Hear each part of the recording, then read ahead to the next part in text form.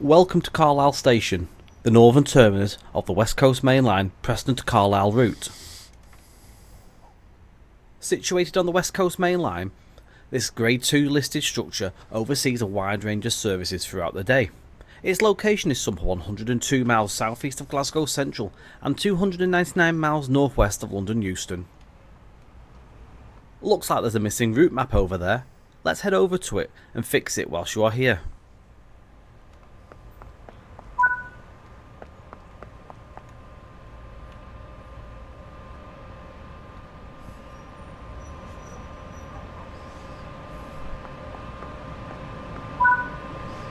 There are a lot more tasks across the route, so be sure to find and replace the missing route maps and enjoy eating the mint cake. Cumbria is well known for its mint cake. There are also rail tours that will take place, so be sure to put up the special advertising posters for them. If you happen to come across any luggage that has fallen onto the platform, please be sure to place it back onto the trolley. Plus, keep your eyes peeled for some model castles. Follow the markers to board the train before it departs.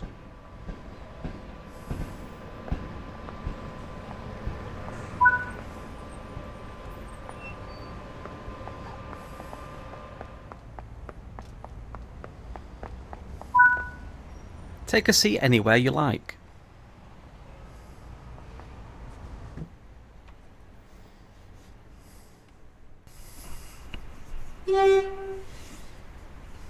Our journey begins at Carlisle Station, which opened in September 1847 under its original name of Carlisle Citadel. This name lasted all the way through until 1948, where it was renamed to its current name, Carlisle.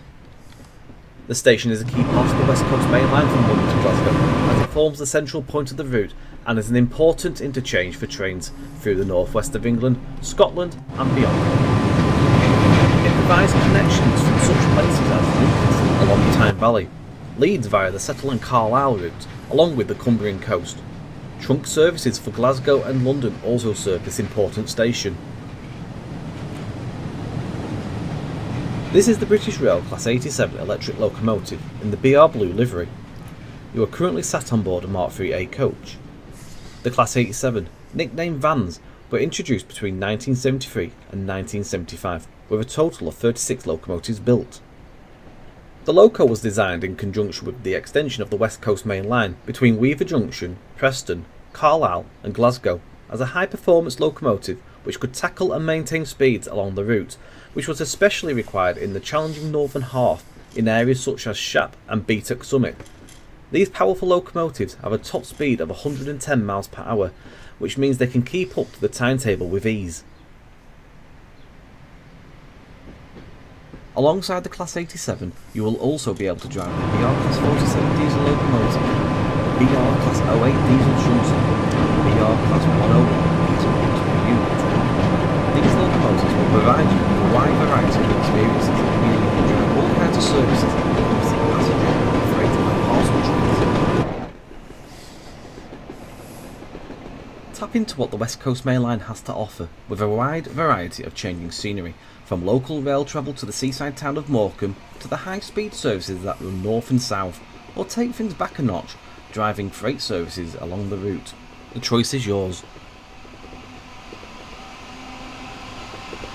Look out for many iconic landmarks along the way, such as the Church of St Walburg in Preston, the impressive castle which overlooks Lancaster Station, or maybe just taking the views of the Loon Gorge as your locomotive winds its way through the valley to its destination. Across the route, you will also see characterful signal boxes and distinctive stations. Welcome to West Coast Main Line, Preston to Carlisle. Hi guys, and welcome back to the channel. Well, we have just downloaded a new route and we just had the amazing introduction that you saw. So the next step of course is to learn how to drive the Class 87. So this is our very first lesson on how to drive the Class 87. Look at the model, isn't it fantastic?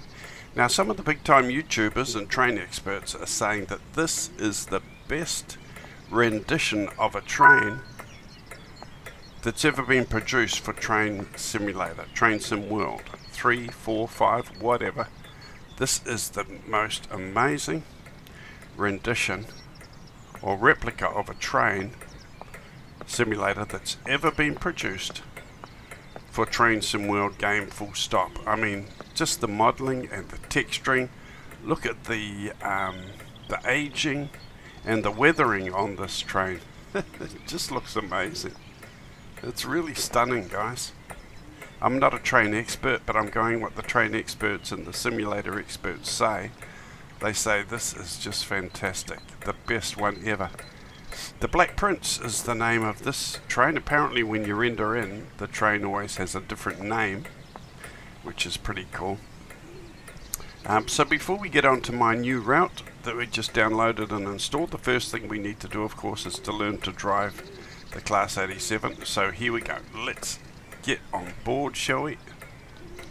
And see if we can figure out how to drive this. Right, and we got to climb up the steps. Is it Y to climb up the steps? Here we go. E to climb up the steps. Here we go. To activate this cab, you must lift up the change end lever. This must be activated always from the lead cab, otherwise you will not be able to take control of the locomotive. Okay, so we've got to activate this lever here, the cab change end lever. Okay, which means we're at this end of the train. Sit in the driver's seat to continue the setup procedure. Okay, so let's get organised here. Sit in the driver's seat. E to sit in the driver's seat. Okay. Set the master key to activate the driver's desk. Master key. Master key here. On. Headlights and markers are used to inform others around that this locomotive is active. The headlight will only illuminate, however, once the reverser is set to forward or reverse. Okay, so the headlight markers, looks like there's 3 of them. 1, 2, and 3. Yep. Unlock doors. I think it's Y to unlock doors. Yep. Right, so this little monitor at the top is telling us that we are loading passengers. That is simulating the loading of the passengers. Look at this cab. It is so aged and old, and I don't know if it's well, it looks aged and old and weathered. I feel like I need a tetanus injection just to sit in here, guys. Look how old it is. Right, lock doors. Okay, so we push the Y again. The guard has given you the clearance for departure by giving you 2 audible beeps from the NHA guard compartment. Acknowledge receipt of this by responding with 2 tones. 2 tones on this beep down here. Right, 1, 2. Set the master switch to the forward position. Master switch here. Forward position. To release the brakes, move and hold the train brake handle to the release and overcharge position. Observe the brake gauge. Once they are released, you can let go. It will spring back into the running position. Okay, so that's the brake gauge. We've got to watch that, and we've got to hold this all the way around till that gauge comes up, until it's ready to be released. Release. The power controller is controlled by the notching lever, also known as a tap changer, which has 6 notches: off, run down, notch down, hold, notch up, and run up. Notch up is to be used for the gradual application of power when starting trains away, or to increase power by small amounts whilst running by moving the power controller to and fro between the hold and notch up position. The notch position can be increased one at a time over the whole of the notching range. During notching up, the traction motor ammeters should be observed to ensure the ammeter needles do not remain in the red sector for long periods and that they remain approximately level. Okay, apply some power, moving the power controller to the notch up position. So there's the power, hold, notch up. Okay. I noticed these gauges here moving when I hit the notch up. The little white lines came up a bit there. I guess we got to keep that in the green and yellow. Don't let it go into the red. We're a bit slow. We've got to reach 25 miles per hour, so we better see the little white needles coming up. So we've added quite a bit of power now to try and get up to 25 knots. I love the visibility in this train. This is why I want to learn to drive it and make some videos. The visibility for the scenery outside from the cab is just fantastic. So you can see all the scenery as it goes past, all the towns and villages and stations. Very, very cool. I really like this train. I have got a little model of this train on my electric railway out in the shed. I think I've got one of these trains. Right, reach 25. So we're coming up to 25 miles per hour here. I'm going to switch my photo off, my ugly dial off, so we can see the controls on the video a bit better. I have tried to switch this off somewhere, but I haven't figured that out yet. Coming up to 25.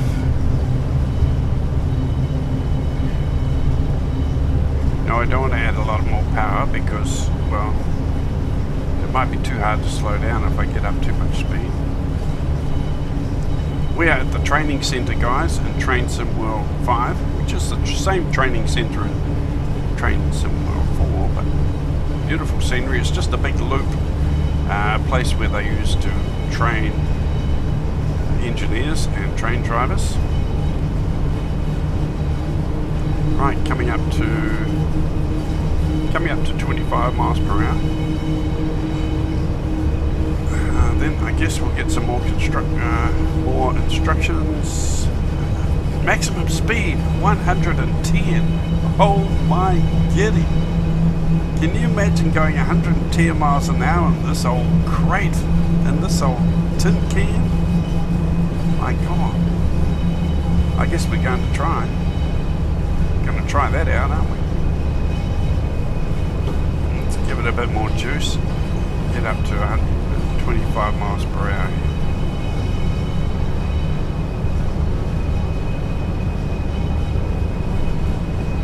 Got a speed down here somewhere. There we are. Hold is used to retain the selected notch position once the desired speed has been attained. Run up is to be used to increase power rapidly when, for example, the power has been shut off or reduced for coasting at speed, by notching the power controller automatically. The power controller is spring loaded in this position and will return to the notch up position when released. Okay, move and hold the power controller to the run up position to gain more speed. Run up position. Okay.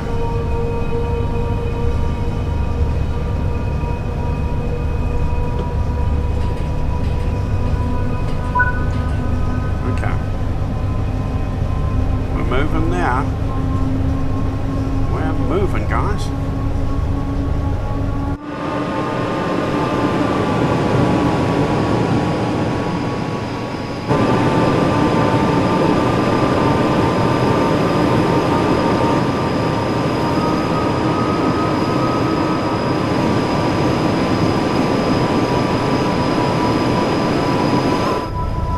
Right, we're coming up to 50. 50 miles an hour. Listen to the sound of those rumbling, grinding wheels on the rails. Oh, the sound is amazing. I'm loving this cab.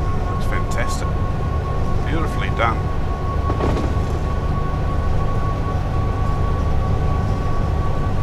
Okay, reach 50 miles per hour. There we go. Notch down is to be used to reduce power one notch at a time by moving the power control to and fro between hold and notch down positions. Each complete movement reduces the tap changer position by one notch. Run down is to be used to reduce power when the desired speed is attained, or to quickly reduce the notch position prior to moving the power controller to off. This avoids a sudden chopping off of power as the secondary and motor contact is open, which could produce drawbar shocks along the train. Right, move to run down position. Run down, okay. Coasting is a method used to efficiently maintain a constant speed and reduces motor stress and maintenance requirements. Moving the power controller to off means the traction motor contactors are open, hence no power can reach the traction motors. Okay, select throttle to Off. Okay. Off. There we go. The tap changer is also used to provide braking effort via the rheostatic brake, which uses the traction motors to brake the locomotive. This is done by turning the motors into generators, which convert the kinetic energy of the locomotive into electricity. This excess electricity is sent to a bank of resistors, which dissipates the energy in a form of heat. A set of blowers are provided below the resistors, which speed up in proportion to the strength of the rheostatic brake applied, resulting in the classic wailing sound whilst braking. Unique to the Class 87, this locomotive is fitted with a power brake switch on the train brake handle, which means that as soon as you move the train brake handle away from running, traction power is cut and approximately 500 amps of rheostatic brake is applied. Once the tap changer has completely notched down, normal rheostatic brake performance will resume. Okay, station 1, platform 1. Okay, so we gotta stop at the platform. Whoa, it's not far away. How are we gonna stop there? Oh, we're going way too fast to stop here. I don't think we can do it.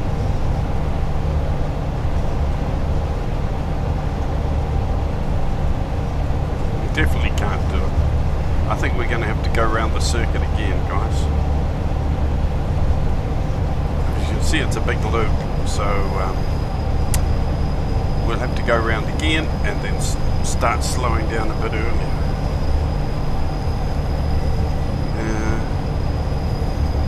What are we doing? 75. Can we speed up a bit? We'll go a bit faster, eh? Get round there a bit quicker.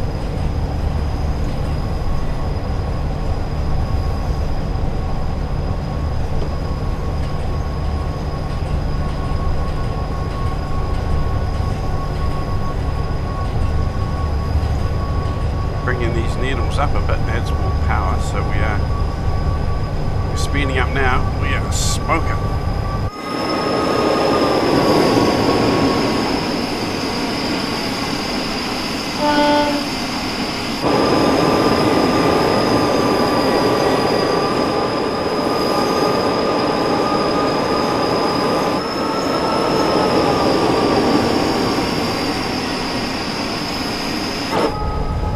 Right, we are really moving.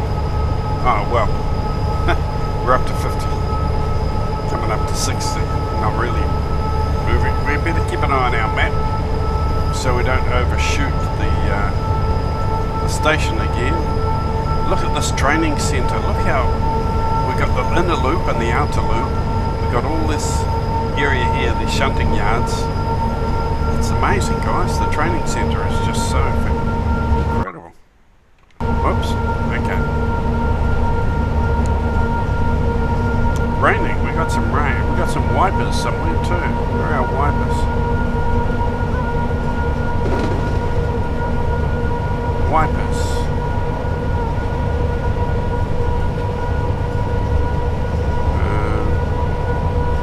Wipers, stop. There we go, we got wipers. Okay, so we're coming around to our station soon. I think I'm just going to start bringing the speed down a little bit. Controller off.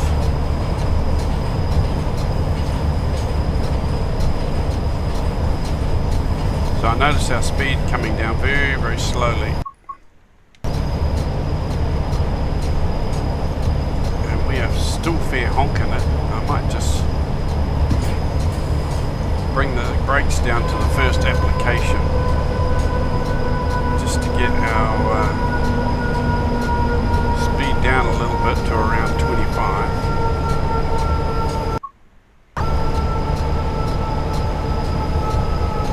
That station is going to come up quite quickly.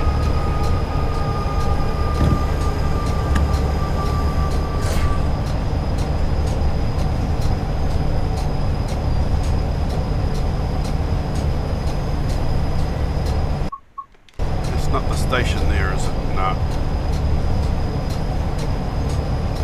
We got the next station coming up. We're going to bring our speed down a bit more. You are approaching the station.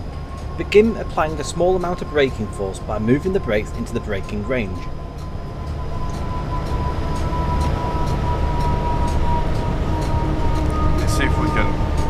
stop where we are supposed to stop.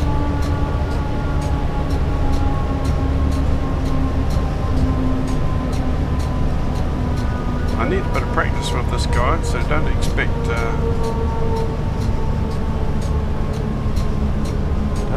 too much. Okay, we're coming up to the place where we're supposed to stop.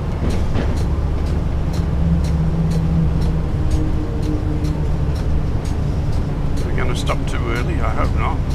Let's take the brake off. Cruising a little bit, huh? Just float in here.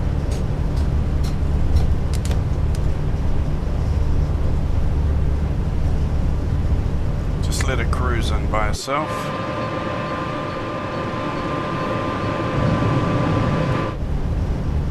Okay, get ready to put some brakes on.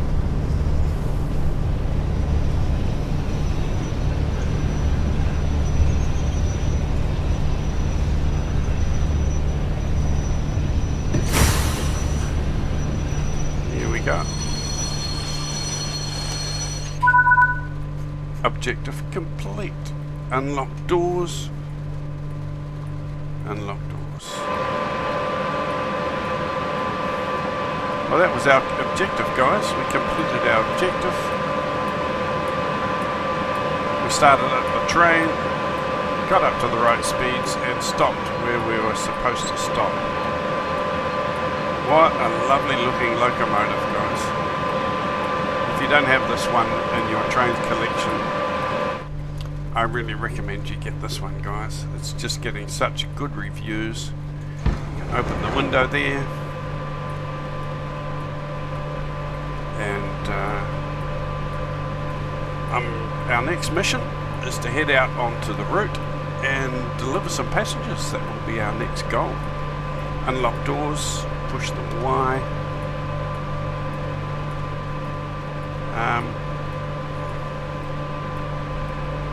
Yeah, so let me know what you think in the comments. Do you have the Carlisle route and the Class 87 train? I think it's fantastic, and I'm going to be using this quite a bit. I just like the way it looks, the way it's rendered, the aging, the weathering, and also the cab. So well done, and the visibility. I mean, some YouTubers make videos on TSW5, and all they're doing is sitting in the cab, and this is all you see the whole time, nothing else. But I like to show everybody the scenery, because that's what the developers have been working so hard on. That's what you're paying for when you buy the route. So I like to showcase the scenery as well. It's not so boring just sitting in the cab looking at this all day. So I really like to get some outside views and some views of the scenery as we drive through the villages, through the stations, and through the tunnels and the mountains. So I'm going to be enjoying this for making content for TSW5. Okay, that's it, guys. Hope you enjoyed that. I need to get to work now. Start delivering passengers on my new route, the Carlisle route. So I'll talk to you soon on the next video. Please leave a like. Now, I do have another YouTube channel just for trains. If you're interested in that, let me know. I can put the link to that channel in the comments below. I'll put it down in the description. This channel is traditionally been just for Flight Simulator, and I have another channel that's just for trains, for Train Sim World and trains and other simulators. So if you're interested in that, go over to it, subscribe, and if I get some more subscribers coming, then I'll make some more content. So I'll put the link to that channel in the description below. Take care, guys. Keep safe, keep well, enjoy your simulator. Cheers.